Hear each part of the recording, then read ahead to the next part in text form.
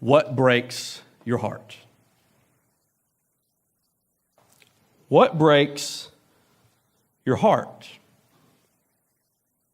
You know, what injustices do you notice? What tragedies do you hear about? And it makes you say, someone has to do something about that. What breaks your heart? Or as Christians, maybe another way to think of it is, what situations and what circumstances break the heart of God and therefore break your heart as well? What breaks your heart? That's the first question we've got to answer. But that leads into the second question, which probably is more important than that.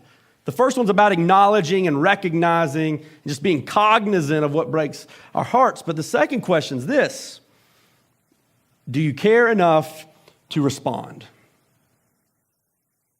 Do you care enough to actually respond to what breaks your heart?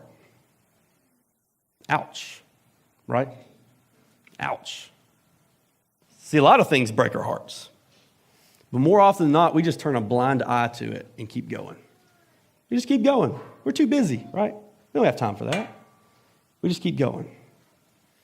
And that's why I must emphasize and point out the first thing that Nehemiah did. Again, verse 4.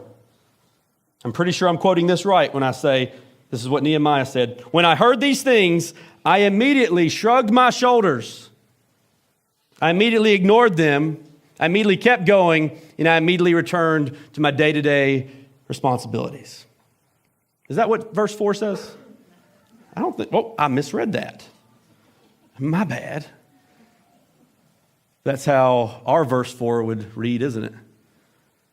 When I saw the things that broke my heart, I kept going. I kept going. I don't have time for that. But that's not what Nehemiah did. That's not what Nehemiah did. No, he stopped. He stopped.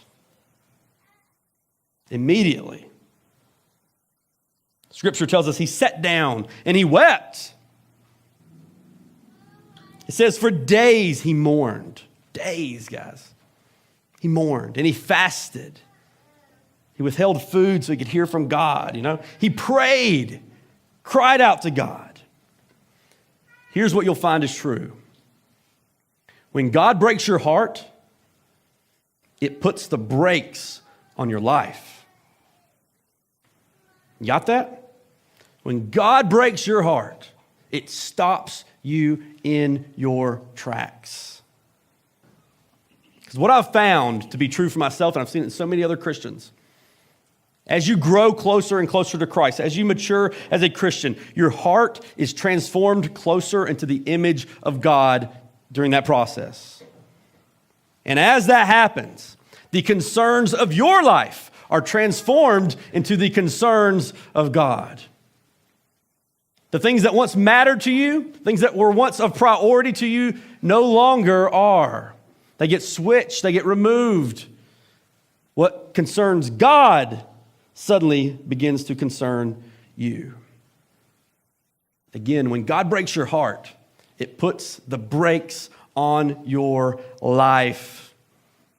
Suddenly, you can throw your plans out the window. Suddenly, everything changes.